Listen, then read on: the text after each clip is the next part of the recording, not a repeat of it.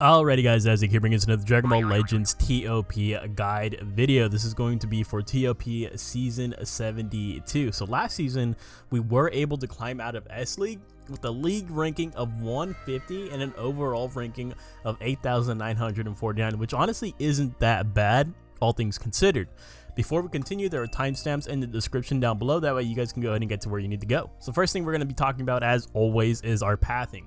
So for this season, I did make the path as easy as possible to avoid death for me and hopefully to avoid death for you, right? Because last season, or well, the season before last season, that's when we got demoted. It was pretty rough, right? There was the pathing could have been a little bit better, my planning could have been a little bit better, and my team could have been better. Right, so I'm still trying to, I want to play it safe, basically is what I'm saying here. I'm trying to just build the best path possible for both of us, that way we can still secure that juicy 1000 CC without necessarily putting it at risk. And throughout the pathing, pretty much the only times where I do start taking more risks is going to be at the end. Other than that, towards the beginning, I do play it safe, and then at the end is where I'm going to go ahead and try to gather as many points as possible. So now let's talk about our general tips right here. So the first thing I always talk about is friendship rank, right? It's one of the most important things you can have for the TOP game mode. As you can see right here, oh my god, my boot tanks. I just realized my boot tanks isn't fully zenkai boosted. Bruh. But other than that, so friendship rank 10, this is going to provide an increase to all of your stats. So these are the TOP stats, right? These are the regular stats. Obviously, you're going to see an increase across the board, especially one of the most important stats for TOP is your key restore speed, right? Because that dictates your attack order. So the higher your key restore speed, the more likely you're going to be attacking first in a turn. So this is very important. You want to get all your main roster units, so all 8 of your units, to friendship rank 10. That's where it caps out at. For ranking up your friendship rank, you want to go into the Let's Fight event. You get 3 of these a day. Make sure you guys are doing them. Specifically, what I like to do too for the Let's Fight event is I form a friendship rank grinding team. With this equipped specifically right here, this allows you to get an increased rate of friendship points gained, right? So it's 3%, 3%, 3%, a total of 9% per equip. You get this from the Z Metal shop, and these stack. You can put more than one on your unit, right? As you can see right here, the entire squad has that equip. And it can be a pretty grindy process, right? It's a little bit tedious, but it does help a lot if you guys are looking to just absolutely just burn through your friendship rank grind. If you want to farm friendship rank outside of the Let's Fight event, you can go to the story mode, part 6, book 1, chapter 8, and you can repeatedly fight the Super Saiyan 3 yellow Goku. This is the best stage outside of the Let's Fight event to farm friendship rank. This takes forever though. I don't really recommend this, especially if you don't have a friendship rank farming team. I've only done this a couple times personally. Next thing you want to do is you do want to have your designated equips, right? So we're going to go into the exchange shop, we go into this metal shop, and there is a TOP specific tag, right, or tab. And this is where you're going to get your TOP equipment. So what I usually recommend is I get 2 gold equipments. So there's going to have these ones where it's based on your the conditions are in your typing. So there's melee type, there's going to be range type, support type, and defense type. So you want one of those, and then you want one of these. The only thing about this one, this explosive clash, is that you have to have your unit at 7 stars or above, or else you can't use that. So I use those 2. And then this one right here, which does buff my base HP. Now, in the situation where you don't have a 7-star unit, which shouldn't be, it should only be a couple of your units that are below 7 stars, is you would have to swap out that explosive clash with one of these silver equipment. And these have equip conditions as well, like it has to be based off the color of your unit, and then these ones down here are based off the typing of your unit as well. So another thing you can do to increase the durability of your units is actually arts boosting, and specifically you're going to want to arts boost the special boost. As you can see in the details right here, this increases your defenses. I know this does take a lot of resources, so this is definitely optional. It's just another way for you guys to just build it up, I guess. So now we're going to talk about our pathing tips and tricks, right? So the first fight that we're going up against is Super Saiyans. The only unit that I would advise you guys here to worry about is Heart Virus Goku. He has death buffs, so target him last. Next, we have God Key. You want to kill that Super Saiyan Blue Kaioken first since he supers on turn 2, and try to kill Beerus turn 1 since he stuns on turn 2. Next, we have this oddball stage. You want to try to kill the purple Tapion last since he will debuff your entire team upon getting hit. He does have a cover change though, so it's kind of hard to avoid him. Next, we have this free-to-play stage. Right, you want to kill that purple super boost since he stuns on turn 3. Next, we have the Super Saiyan Blue Kaioken and full power Frieza stage. You do want to kill the Super Saiyan Blue Kaioken once again because he has that guaranteed super on turn 2, right? Plus he has that high Q throw speed. And then you, typically what I like to do is I like killing the full power Frieza last and pray to RNG or swap all my units to strike base since he will only super if you hit him with the blast arts. I never do that though. I'm gonna be real honest with you guys. I never swap my units over to strike base because the amount of damage lost, especially if you're running a primarily like blast based team like I do, it's not worth it. I'd rather take the super attack. But in case you guys do want to swap your unit off of blast arts, the way to do it is you just go into your team formation. Right next to your character, there's going to be a yellow icon, obviously representing the blast arts, right? You click on that. And then once you do that, it'll allow you to choose your attack strategy. You hit confirm, and then you go, once you're done, obviously you're going to go back and swap it back over to blast, right? Next, we have this God Key stage with Shallot and Piccolo. So you want to kill either Whis or Beerus on turn 1, or both if possible, because both have a turn 2 stun. But make sure you do give yourself ample amount of time to kill LF Piccolo before turn 3, or else he will super attack you. Next, we have the Majin Buu Saga. So the Buu duo won't tag switch until turn 3, and they won't Transcendent Kamehameha you until turn 4, but just be aware of that. You have to kill them before turn 4.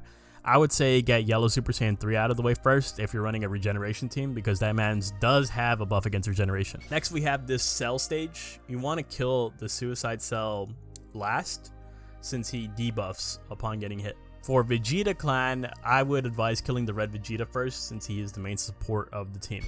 For Shadow Dragons, I like to go for the EX Sin Shinron first since he is the main support. And then I go for the Ultra Omega last since he buffs GT allies once he is below 50% HP. Next, we have this ToP stage. I always go for the green TN first because he will super you and stun you on turn 2. And lastly, we have Future. So you do want to go for the Ultra Vegeta first, and then you want to try and kill the Corrupted Zamasu last because of his debuffs. Alright, so now moving into our top teams, the first thing we're going to be talking about briefly is the Cybermen squad or the Minion squad, right? Either or. This is a meta team this season. You're going to find them all over the leaderboard, but can be pretty squishy, right? Whatever you do, you want to keep your blue and yellow Cybermen alive, right? Because this blue Cybermen, he super attacks every fight, right? Because at the start of the turn you get 30% to special move gauge. That's every single turn. There's 4 turns. There's going to be some situations where you super attack 2 times. Another staple of this team is the yellow Cyberman because he does heal ally tag minion, so all of your allies by 4%. That's pretty generous. So Naval is also interesting here because he also has a heal for the allies. So not only is he buffing all of event exclusive right here, so there's support, but he also is healing them by 1%. So it's not necessarily minions or anything like that, but it's ally tag event exclusive, which they all fall under. I would say overall though that there's no replacements for this team, right? So you either can run this team or you can't. The good thing about it though is that, like I said, they're all event exclusive characters. It's necessarily a full free-to-play team except for this Cell right here, right? The Cell Junior. This guy can be a replacement for one of your red units because he does buff the minion tag, and he's actually pretty good. He has a solid kit. Alright, so next thing we're going to talk about is Sagas from the movies. So Sagas, they have a lot of strong units in both Z and S tier this season. Red Turles has amazing sustainability plus debuffs, right? EX Cooler, he's amazing against Saiyan units. Like everything is like Saiyan based, right? If enemy is a Saiyan, minus damage received. The enemy is a Saiyan, or you get hit by a Saiyan, you get 50% to your special move gauge. There's a lot of stuff that he has to counter Saiyans, and Saiyans is a pretty typical team to go against. I like this Bujin a lot because he does have a stun and he has debuffs for the enemy team. Goku, he's able to get, I think he gets 40% per fight to a special move gauge, so he's going to be super attacking often. That purple Bojack has a guaranteed super on turn 2. The team is fleshed out pretty well, right? I would say that the biggest strength of Sagas from the movies, though, is having so many replacement units, right? Yellow EX Cooler is Z tier, and he's much better than the Yellow Zanya. And even though his Z ability is only for purple units, this purple Turles is also Z tier, and he is going to be able to zenkai buff your Bojack at the very least. And like I said, for replacement units, if you don't have that red Turles, this guy, he's not buffing Sagas from the movies, but he is Sagas from the movies, and he has a guaranteed super on turn, I believe it's on turn 3, yeah, at the start of turn 3, plus he has the buff against Super Saiyans. Like, that's pretty valuable in its own right. And then even if you want healers, the healer that I always really recommend is this Yellow Cooler movie Goku. He heals upon getting hit, but it's still a generous heal. He heals allies in range, so it's 4 tiles, including his own, right? He heals by 3%, and that activates 2 times, so a total of 6% for all those units. And even if you don't want to use him, you also have other healer options. You have the blue Gamma 2. He's also pretty decent for heals. It's not as big as a heal as the Yellow Cooler Goku. And even in C tier, you have a couple options here. These are only 1% healers, so they're not necessarily the best. But this guy, he has good support.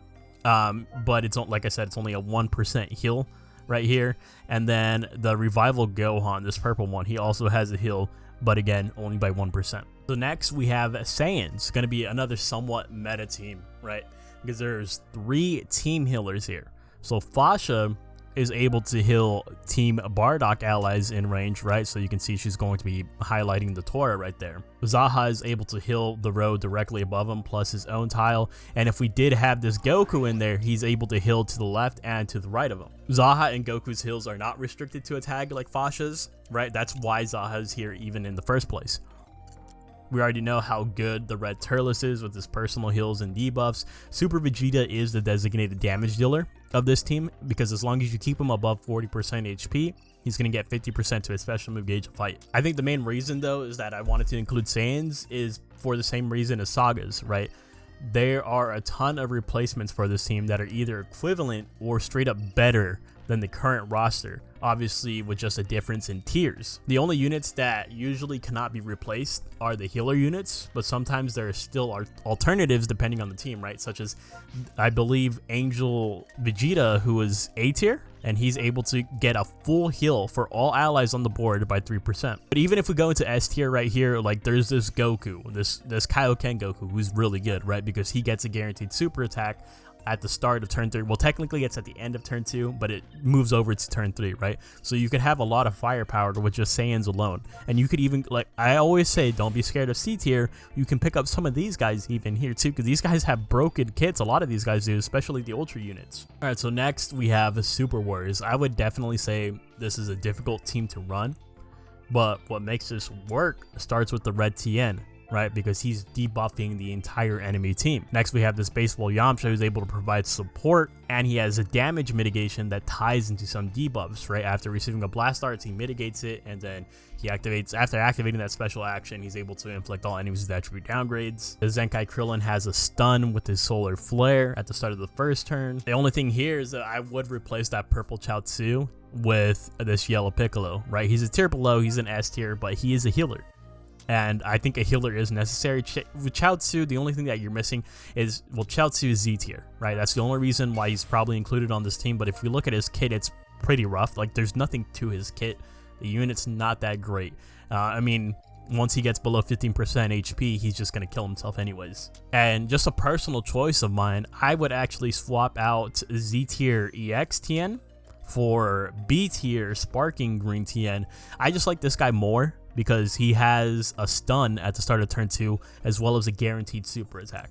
And so last but not least, we have Regeneration, of course, the team that I am going to be using this season, that we always use, right? So I do have, I actually did find a team in the top 500. I had to go through a lot of the teams, right? This person is ranked 213, which is still not bad at all, right? So either of these teams are gonna work for you guys, right? So you can kind of just go ahead and pick and choose. I would say the only 2 units on this guy's team that I think are just straight up bad is probably this red Super Boo. He doesn't really do much. I mean, any strike based, I favor more of the blast based units for regeneration.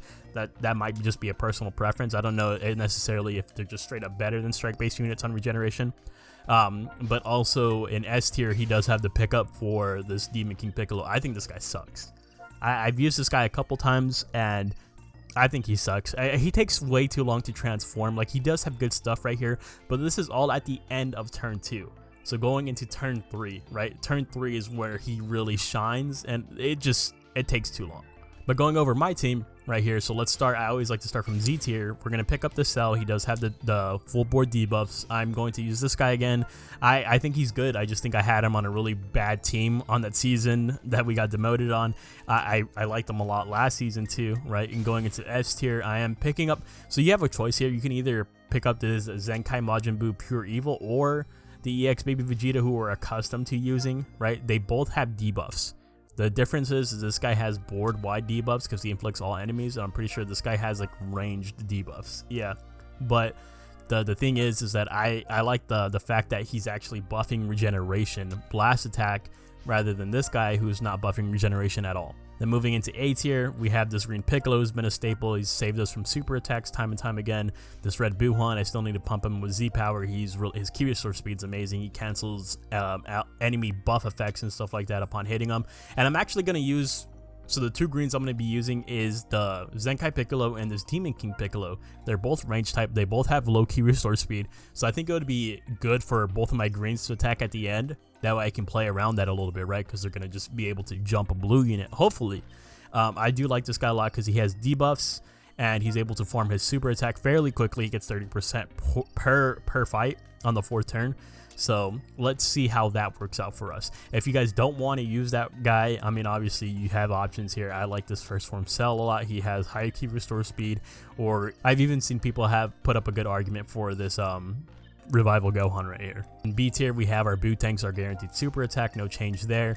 And then in C tier, we have our designated healer with Super Baby 2.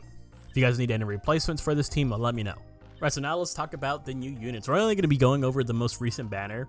That way the videos doesn't go on for too long, but let's go ahead and talk about Super 17. I still need to summon for this guy. I've heard that he's just straight up the best unit in the game, which is absurd that a 17 unit is the best in the game. But we're going to go ahead and look at his max stats right here. He's looking pretty good. His key restore speed is 2,350, which definitely can, I mean, obviously it can be a little bit alleviated with friendship rank farming, right? He has the blue card and he has the ultimate as well. He does have debuffs and a buff against Saiyan, which is always welcomed right here, right? At the start of the battle, 90% to damage inflicted, 25% to damage reduction.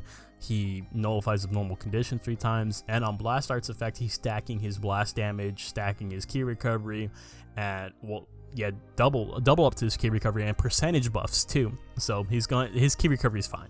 And on Blast Art's hit enemies in range, let me see the range. Okay, so that's the range right there. Inflict attribute downgrade plus 10% to damage received for 2 turns, and minus 30 to key recovery for 2 turns. Yeah, so that's pretty rough for the enemy at least, right? He's really good. And on Blast Art's attack against favorable element, you get 10% to damage inflicted and 20%. So you're getting bonuses just for attacking a yellow unit with a red unit, which is obviously something you want to do, right? And again, on Blast Arts against favorable element, 50% chance to follow up with another blast. That's broken. That's just straight up broken. And before receiving a key blast, you activate a special action, you absorb the attack, and after activating your green card, you restore health by 3%, 15% to damage inflicted, 15% to key recovery, and another 20% to your special move gauge, and you upgrade your special move arts just straight up to the ultimate. That, I would say, he's amazing. Androids should be eating good. I think he's going to be better on androids than on GT, but I don't know. We're going to have to see. If you want to use this unit, let me know how he does, because remember, on a unit's release, they're automatically placed into A tier, which is not a bad tier, especially for a unit like this. So next we have a Vegeta, or well, Bulla with the Vegeta assist. Let's go ahead and take a look at these max stats right here. They have a lot of tags that they're in, right? You got Hybrid Saiyan, Vegeta Clan, Saiyan, GT, like there's girls even. Girls is a popular team in ToP, so we'll see. Key restore speed is almost similar to 17's, right? 2,300. Has the blue card and the ultimate. Wow, board wide buffs. That's okay. I'm already liking that. This is a support unit, right? So 70% to damage inflicted, 20% to damage reduction, critical rate, and at the start of the turn, according to number of allies, 6 allies, 30% to critical damage. 5 allies, 20% to critical damage. 4 allies, 15% to... Well, this is... If you're using this unit, you're pretty much always going to have the 6 allies, right? And at the end of turn, allies in range restore health by 2... Look at the range is the entire board. Wow, this unit is amazing. Another healer unit. So this unit is phenomenal. Sensational even. Wow, this actually might be like a must-have for the hybrids users, like, again, all these tags right here. This unit's going to be amazing for. Before receiving a strike arts, health restricted by 30%, you do have the cover change. After receiving an attack, allies get 10% to damage inflicted, 10% to special move gauge charge rate, and on special move arts activation, 20% to special move damage. On ultimate arts, 20% to ultimate damage. Yeah, I think this unit's a staple. I would probably say this unit is S tier or even Z tier just because of the heal.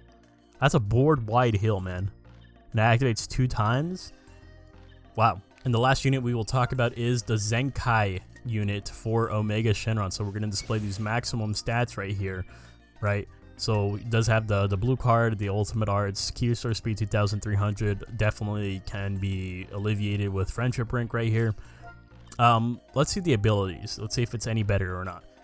40% to damage inflicted for 1 turn, 20% to damage reduction. Start of the turn if there are 3 or more ally tag, GT, regeneration, or powerful opponent. 20% to own damage inflicted, 5% to special move damage inflicted, 5% to ultimate damage. So pretty greedy, right? He wants to be on a GT team just to buff himself, I guess. And second ability, applies buff effect, restores 20% of damage received. On strike or blast arts hit, plus 20% to damage inflicted. On strike or blast arts hit, inflicts heavy bleed. And inflicts can attack. Wow. So that's new, right? So now he has a stun. That's... Okay, I mean, that's an upgrade for sure. I don't think he got like a complete and total like revamp to the point where he's going to be absolutely meta, but that's nice. All right, so that's going to go ahead and wrap it up for this season's guide video. If you guys have any questions, comments, or concerns related to ToP in general or for this season specifically, whether it be replacements or anything like that, definitely let me know in the comment section down below. Thank you guys so much for watching. If you guys enjoyed the content, make sure you guys leave a like, a comment, maybe even consider hitting that subscribe button, and I'll see you guys in the next one. Later!